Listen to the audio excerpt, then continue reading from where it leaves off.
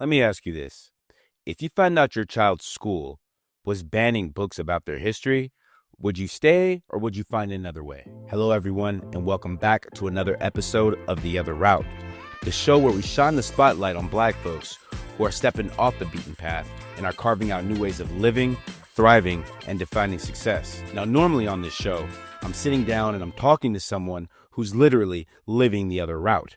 They moved abroad, they're building a business, or they're creating a new life for themselves that's outside of the mainstream. But on this episode, we're going to do something a little different. I'm bringing you a story that still speaks to that same theme, but this isn't going to be about moving countries. This is going to be about moving systems, specifically the education system. Right now in the US, we're seeing a wave of attacks on public education.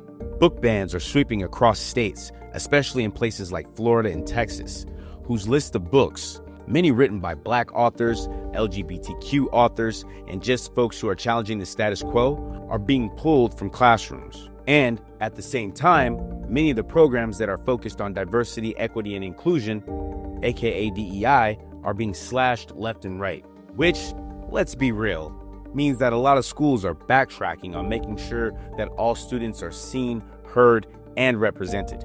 Now, here's the wild part. In the middle of all of this, homeschooling in the United States has exploded. Since 2019, the number of homeschooling families has more than doubled. And one of the fastest groups within that wave, Black families. Now, to truly understand why this shift is happening, we have to go back in history and look where it all started. Public education in America has always been complicated for Black people. After slavery, education was one of the freedoms newly Black-freed Americans fought for, building the schools from ground up with little to no resources. Then came segregation, separate but equal, which, as we all know, was never really equal. Black schools often had hand-me-down textbooks, overcrowded classrooms, and underpaid teachers. Even after Brown versus the Board of Education in 1954 promised desegregation, the reality of the whole situation was a lot more uneven. Fast forward to now, and the system is still reflecting those same inequalities. Underfunded schools, biased curricula, and now book bans that are targeting Black history. In the middle of all of this, homeschooling in the United States has exploded. According to recent data from the U.S. Census, homeschooling amongst Black families has grown nearly 5 times since 2020. Before the pandemic, only about 3% of Black families homeschooled their children, and now it's closer to 16%. Here's how that compares to homeschooling in the United States overall. According to the Pew Research Center, in the 2022-2023 school year, about 3.4% of K-12 students in the United States were being homeschooled. In terms of absolute numbers, there are approximately 3.1 million students being homeschooled in 2021 and 2022. Some more recent estimates push that number even higher.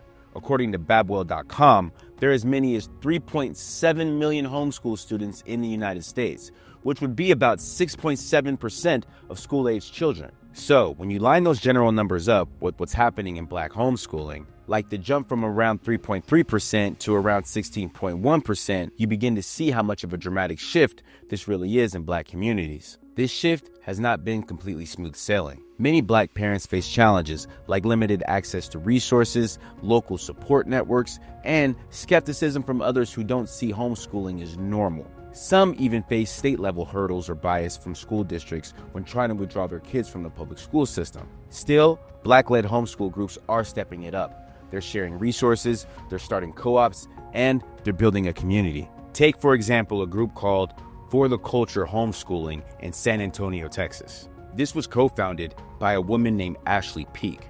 She and her team are creating something that looks a whole lot different than your stereotypical idea of homeschooling.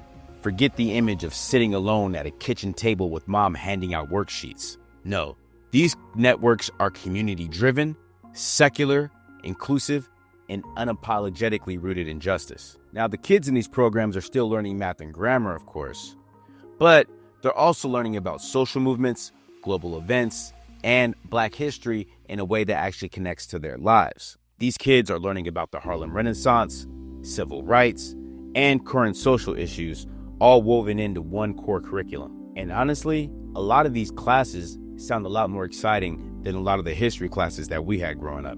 I mean, when I was in school, the most exciting part about history class was when the overhead projector light bulb burned out, and that gave us a little bit of a break. A lot of what's taking place harpens back to longer traditions in the Black community of creating our own schools, our own spaces, and our own narratives. During the Civil Rights Movement, there were freedom schools, where activists taught young people not just how to read and write, but how to think critically about the world around them. Black-led homeschooling today is very much in that same spirit. I'm gonna leave you with this question.